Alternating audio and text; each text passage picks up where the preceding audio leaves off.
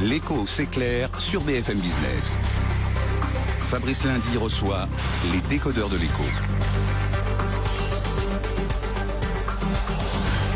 Et on vous parle ce soir donc de ces deux cadres de l'usine Goodyear de Amiens Nord, usine donc promise à la fermeture, qui ont été retenus par la CGT pendant 30 heures avant d'être libérés cet après-midi. Question posée ce soir par les décodeurs de l'écho sur BFM Business. Finalement, est-ce que la séquestration c'est un mode d'action bien français? Est-ce que c'est le moyen finalement pour se faire entendre, pour exister, Question que l'on pose, on est toujours avec l'avocat Philippe Lepec, avocat d'affaires. On est avec Frédéric Bedin à la tête du Public System of Scotch. Il est aussi vice-président de la commission d'innovation du MEDEF.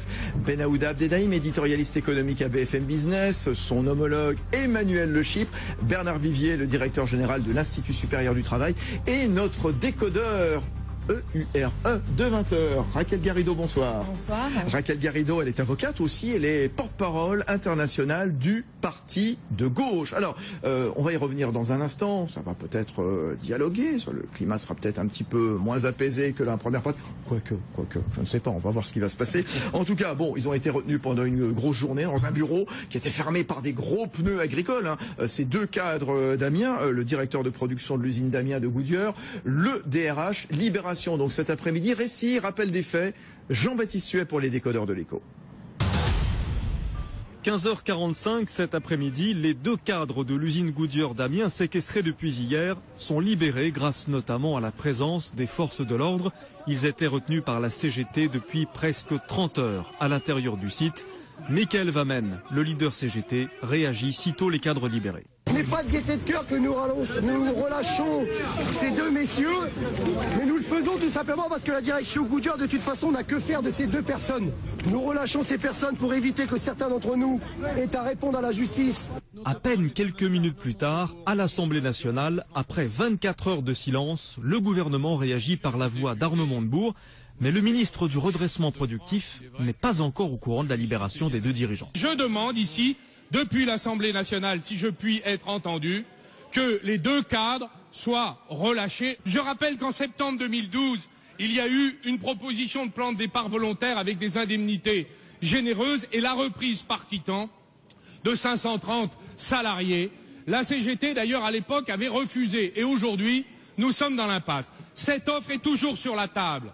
Une offre toujours sur la table, indique Arnaud Montebourg, mais va-t-elle le rester longtemps? En tout cas, Maurice Taylor, le PDG de Titan, a réagi ce matin. Il a dénoncé un kidnapping et s'est étonné de la passivité du gouvernement.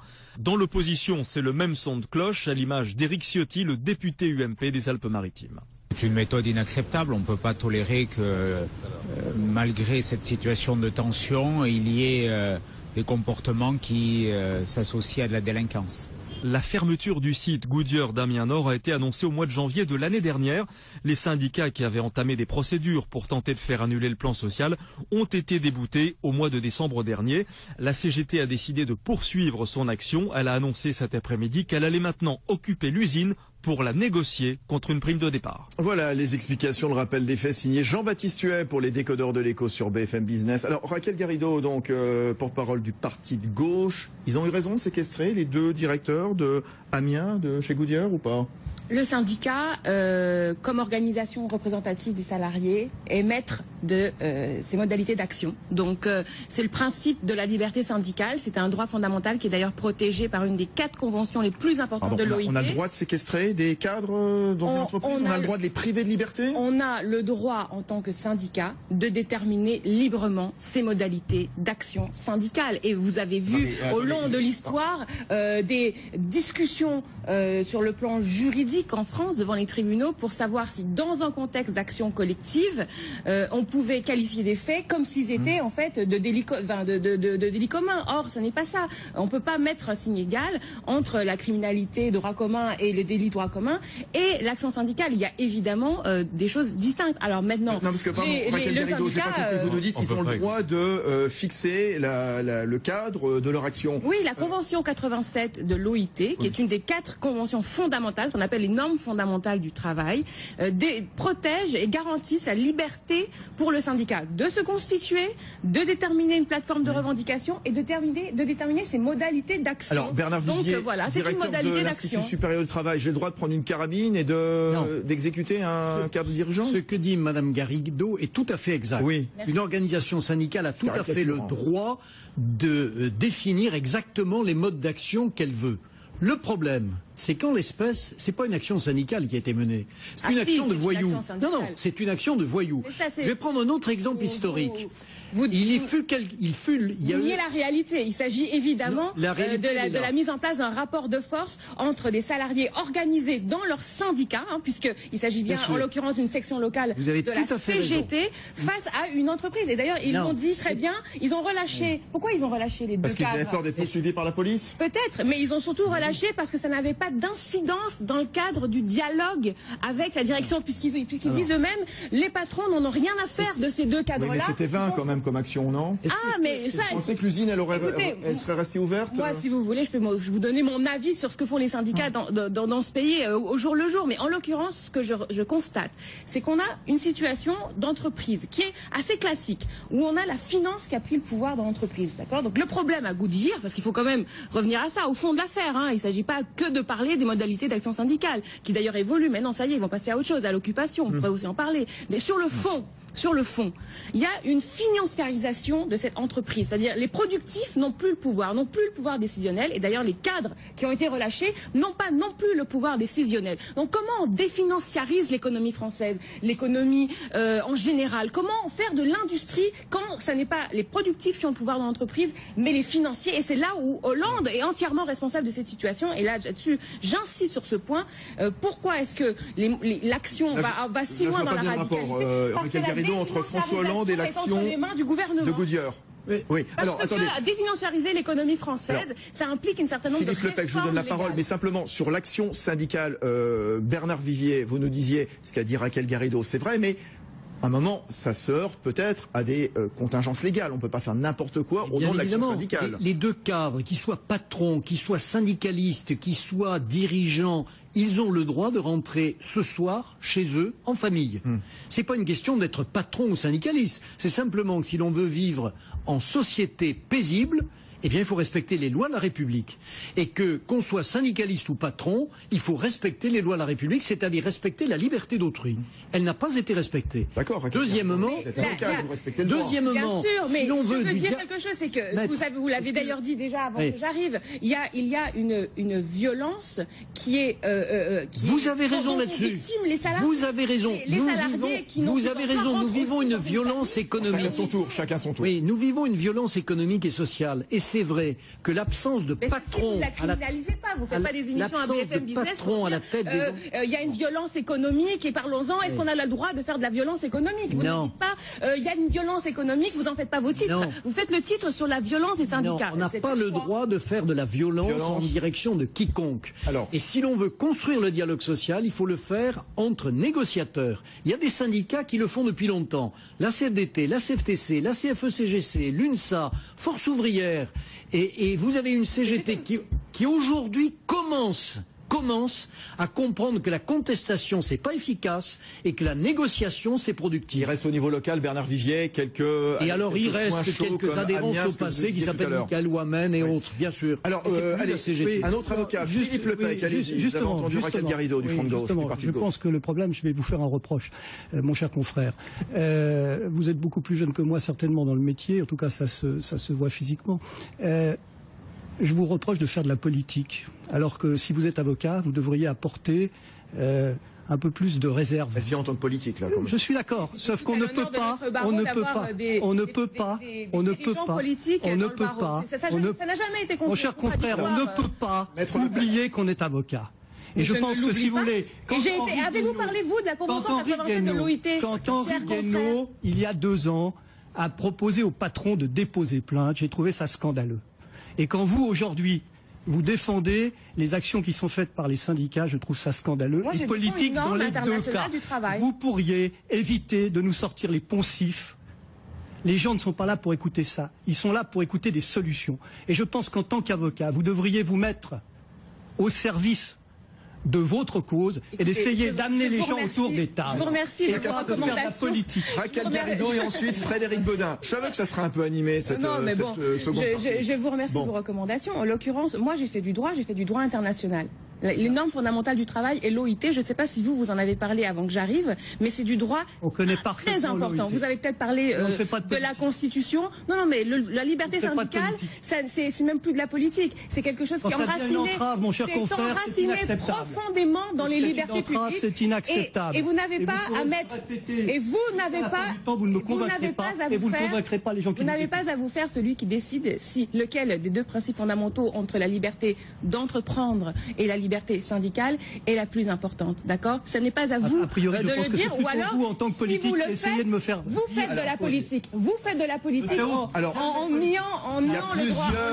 Il y a plusieurs décodeurs de l'écho. Je ne voudrais pas que ça soit juste qu'on se résume à un duel entre deux avocats, Philippe Lepec, Raquel Garrido du Parti de gauche. Voici Frédéric Bedin qui va peut-être nous ramener un petit peu de sérénité, non?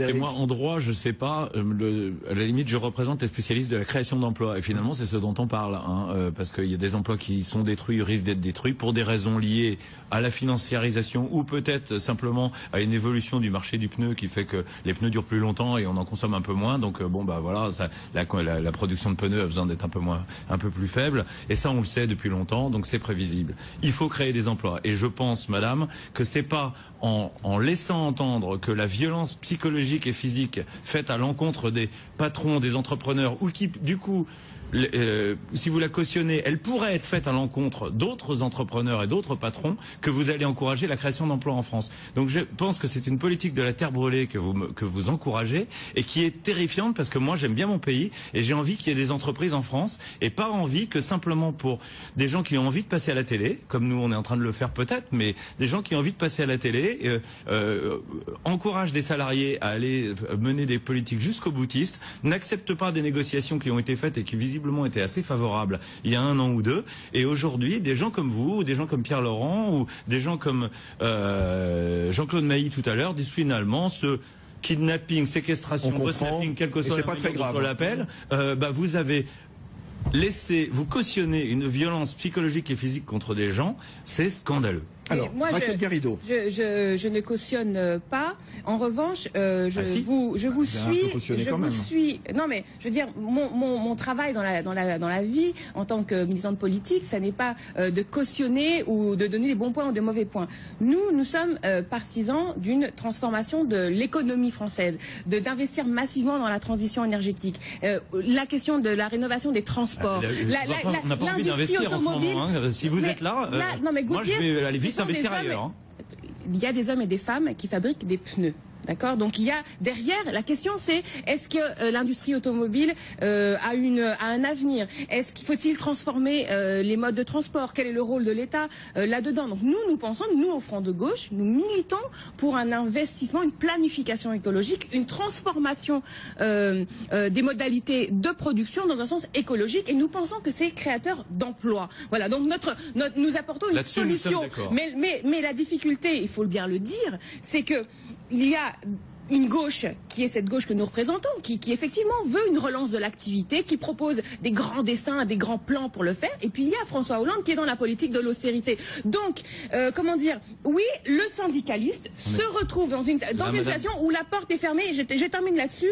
Je pense que ce qui est important, c'est qu'au final, les choses se tranchent pacifiquement dans les urnes. Je vais peut-être vous surprendre, mais je pense que la solution de tout, c'est la démocratie et les urnes. Ouais. Et par conséquent, j'invite chacun des salariés dans ce pays qui se retrouvent dans une situation désespérée face à un patron ou face à un gouvernement qui ne fait rien pour les protéger, et bien de trancher la chose. Il y a des élections 3 fois cette année, mars, 23 et 30 mars pour les municipales et 25 mai pour les européennes. Nous n'avons pas voté en 2013, mais en 2014 nous pouvons voter. Et c'est la modalité de résolution la plus pacifique des conflits que de le trancher par l'urne et démocratiquement. Autour d'une table avant. Alors, Ben Aouda de Naïm. Le vote, non, mais attendez, est-ce qu'avant d'aller voter, est-ce qu'on peut pas discuter? Bien entendu. Bon, j'ai pas l'impression. En l'occurrence, le fonds de pension. C'est pas l'impression que vous donnez. Le fonds de pension. Attendez, moi je suis pas le fonds de pension. Il pensionne, si j'ose dire. Il n'y a personne en face des syndicats. Il y a besoin des fonds de pension pour investir aussi. Alors ne me parlez pas de dialogue, parce que vous savez très bien que les fonds de pension ne dialoguent avec personne. Ils demandent des recours sur la décision judiciaire. Faut pas les En l'espèce de Goodyear, les fonds de pension ne font rien d'autre que d'avoir fonds de pension. Une attitude de calcul diabolisons financier. pas, ils ont aussi leur intérêt, leur utilité. Allez, Ben Aouda Abdelhaim. Vous avez posé à 2 reprises une question il y a 20 minutes. Est-ce que c'est une spécificité bien française? Non, non et non. 2 exemples, et on ne va pas en faire longtemps. Deuxième économie mondiale, la Chine, où vous me direz c'est un autre régime, je vous l'accorde, mais en tout état de cause, le paradis sur Terre pour les investisseurs américains. Vous avez cet été, c'est passé inaperçu ici, mais je peux vous assurer qu'aux États-Unis, on en a entendu beaucoup parler. C'est SMS, équipementier médical, qui fait des injections, connu dans le monde entier, qui a décidé de transférer son usine de Chine vers l'Inde, je vous le donne en mille, pour baisser ses coûts de production. Le boss, le dirigeant a été séquestré pendant 7 jours. Indemnités de départ ont été augmentées. Ça a fait beaucoup de bruit. On a même dit, j'avais lu un papier dans USA Today qui disait que l'image de la Chine allait être écornée auprès des investisseurs américains. Ça n'a pas été le cas. Deuxième cas, on remonte à quelques années. 2009, RBS, Royal Bank of Scotland, en Grande-Bretagne, 6e économie mondiale. La maison, le domicile même de Sir Fred Goodwin, qui était le patron de cette banque qui a failli, qui est tombée en banqueroute, a été vandalisé. Acte revendiqué, ça a été fait en Grande-Bretagne. Voilà. Ce n'est pas une spécificité française, même s'il y a l'effet loupe encore d'aujourd'hui. Un mot court, Emmanuel Le Chypre, et puis on se retrouve dans un instant. Tiens, on écoutera Maurice Taylor, qui a interrogé il y a quelques instants Gaëtan Mélin. Ce sera dans un instant. Allez, un mot encore, Emmanuel Le Chypre. Non, mais ce qui est intéressant, c'est qu'en fait, cet acte ultime qui est la séquestration, c'est moins un signe de la dureté du dialogue social que de son dysfonctionnement, parce que finalement, il y a des pays où le dialogue social, il est plus dur que chez nous. Il y a des pays où, quand vous coltez les syndicats, et je pense notamment à des pays comme les États-Unis, bah oui, ce qu'on rappelait tout à l'heure Philippe Lepec, retrouvés en opposition frontale, où le dialogue social est beaucoup plus difficile. Et donc, moi, c'est ça qui me sidère toujours, c'est que on a l'impression que c'est vraiment un dysfonctionnement majeur. Moi, j'ai l'impression que c'est une tendance qui, contrairement à ce qu'on pourrait croire, est à rebours de la réalité.